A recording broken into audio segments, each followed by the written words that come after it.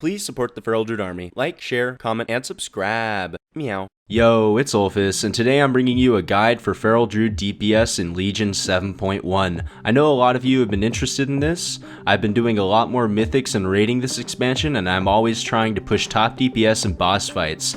Today I want to show you how I compete with other DPS in groups. I'm going to go over the best PvE talents, rotation, stat priority, and artifact pathing to optimize your Feral Druid damage. If you enjoyed this guide, join the Feral Druid army and subscribe. I'm building a community and I post tons of Feral Druid content, so smash that button. Okay, let's get on with the guide. Here I have annotations to skip around the video, but you may want to watch the whole thing. There will be tips all throughout it.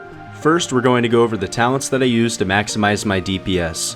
This seems to be a popular Feral Druid PvE build, and I found it very useful since starting heroics and dungeons. Now I am pulling good DPS in mythics and raids. For the first talent, I pick up Lunar Inspiration. I use this for the Moonfire dot, low cost combo point generating, spread damage for adds, and a means of DPS while switching enemies. The second talent that I pick is Displacer Beast. It is great for avoiding fire, runes, or anything that can cause a lot of damage. It's a great way to get around the map and move around the boss fight.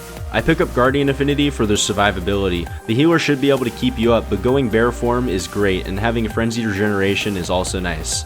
The next talent that I go with is Mighty Bash. Most of the time you won't be able to use this in fights, but for adds and trash it can help your group. Alright, now we have Savage Roar. Keeping this up all of the time gives your bleeds and melee abilities 25% extra damage, which is more consistent than Incarnation, and Soul of the Forest isn't really necessary in this build. Now we go with Jagged Wounds. It causes your bleeds to decrease in duration while damage stays the same, and with this build, keeping bleeds up is your priority. For the final talent, we have Blood Talons. This increases damage of 2 melee abilities by 50% after casting Regrowth, which with the 25% from Savage Roar, it's amazing. It's going to make your bleeds extra strong.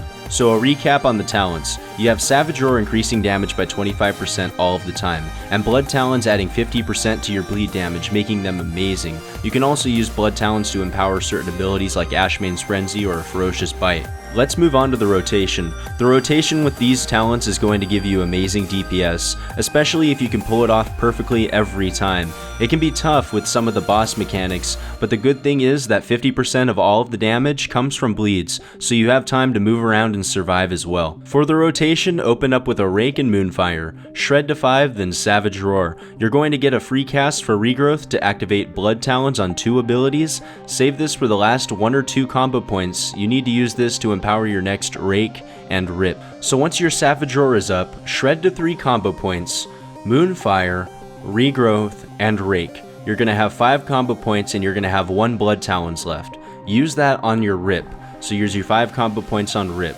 At this point you are set with Savage Roar, Rip, Rake, and Moonfire. You also have another Regrowth clear cast available, which is great. You have all of your empowered bleeds and Savage Roar up. Right now you're building combo points for your next Savage Roar. I use my Blood Talons to empower Ashmane's Frenzy and Rake, then Moonfire and Shred to 5. This is when you Savage Roar and restart the rotation.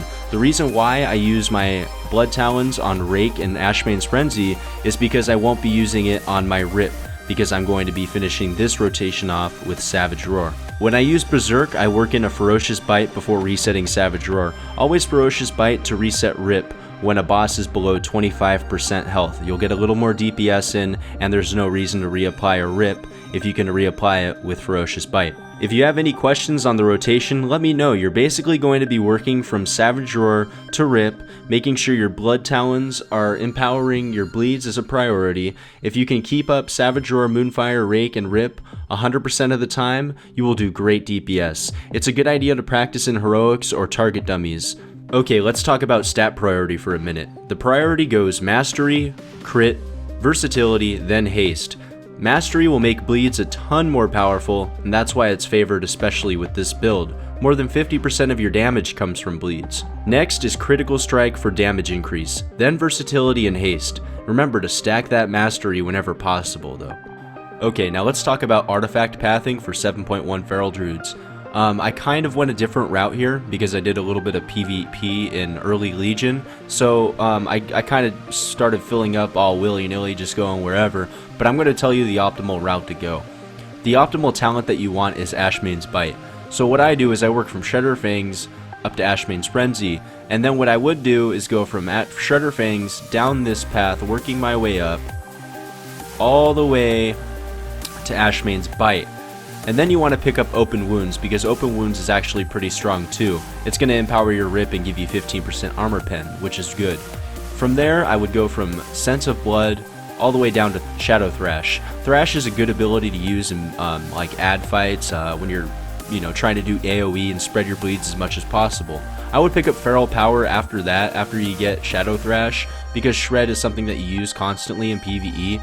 And then from there, Honed Instincts is good. I guess Hardened Roots would be okay, and Sharpened Claws is alright. But it's not, these two aren't really necessary for PvE exactly. I hope my guide was helpful. If you have time to check out my channel, join the Feral Druid army and subscribe. I put up tons of Feral Druid content, and I hope you all enjoy it. I also set up a Patreon page yesterday, so if any of you want to contribute and help support me for making great guides and videos, go check it out. The link is in the description. Any contribution is much appreciated. Even a share helps a ton. Thank you all for joining me. See you all in the next video. Peace out.